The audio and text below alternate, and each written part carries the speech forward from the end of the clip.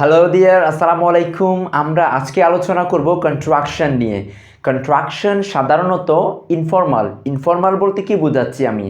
Contraction সাধারণত কখনো আমরা রিটেনের ক্ষেত্রে ব্যবহার করতে পারবো না। আমি যখন কোনো কিছু লিখবো, প্যারাগ্রাফ বলি, কম্পোজিশন বলি বা ফ্রি হ্যান্ড রাইটিং, এক কথায় কখনো আমি কি করতে পারবো না? কন্ট্রাকশন ব্যবহার করতে পারবো না। কিন্তু যখন আমি স্পিকিং করতে যাচ্ছি, যখন আমি বলতে যাচ্ছি কারোর সাথে কথা, তখন কিন্তু ইংলিশের ক্ষেত্রে আমরা কি করি? কন্ট্রাকশন ব্যবহার করি।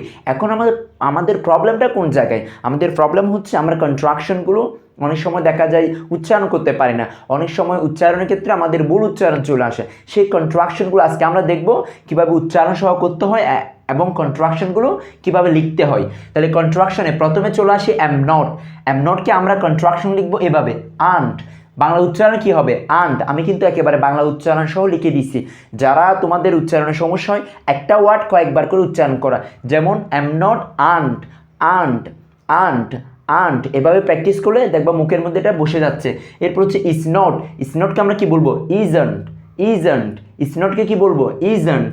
আর নটকে বলবো আন্ট। তাহলে দেখো এম নট এবং আর নট কিন্তু মিলে যাচ্ছে। তাহলে একটা উচ্চারণ শিখলে দুইটার উচ্চারণ কিন্তু হয়ে যাচ্ছে তোমার, আর নট, আন্ট। এরপর হচ্ছে ওয়াজ নটকে কি বলবা? ওয়াজন্ট। ওয়ের নটকে কি বলবো? ওয়ের নট। তাহলে ওয়ের নটকে আমরা বলবো ওয়েরন্ট। এরপর হচ্ছে হ্যাভ নট হচ্ছে হ্যাভ নটকে উচ্চারণ কি করবো আমরা? হ্যাভন্ট। হ্যাজ নটকে আমরা কি লিখবো? হ্যাজন্ট। উচ্চারণ কিন্তু আমি একসাথে দিয়ে দিচ্ছি, খেয়াল করো। এরপর হচ্ছে হ্যাড নট হচ্ছে হ্যাড নটকে কি বলবো আমরা? হ্যাডন্ট। তাহলে আরেকবার একটু আমরা উচ্চারণ করি। Are not, aren't, is not, isn't, are not, aren't, was not, wasn't, were not, weren't, have not, haven't, has not, hasn't, had not, hadn't. এরপরে এই পাশে আমরা চলে আসি ক্যান নটকে আমরা কি বলতে পারি? কান্ট। কুড নটকে আমরা বলবো কুড নটকে কুডন্ট। উইল নটকে ওন্ড। এরপর হচ্ছে শ্যাল নটের ব্যবহার কিন্তু একেবারে এখন নেই বললেই চলে, কিন্তু তারপরে শেখার জন্য আমরা একসাথে দিয়ে দিচ্ছি। Shall not, shunt. এরপর হচ্ছে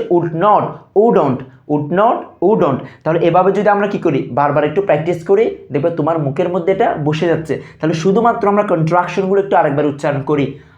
aunt, isn't, aren't, wasn't, weren't, haven't, hasn't, hadn't, can't, couldn't, won't, shan't, won't.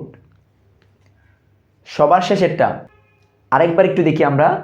Kant, couldn't, won't, shan't, wouldn't. তাহলে এভাবে যদি আমরা প্র্যাকটিস করি, কন্ট্রাকশন বলি আর যাই বলি, আয়ত্ত হতে কিন্তু আমাদের খুব বেশি সময় লাগবে না। তাহলে এখন তোমাদের করণীয় কি?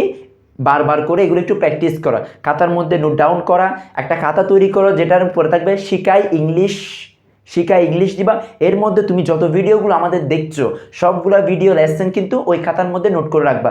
দেখবা এই ভিডিওগুলো দেখলে তোমার নিজে শিখতে, অন্যকে শেখাতে ব্যাপকভাবে তোমার কাজে লাগবে। Thank you so much.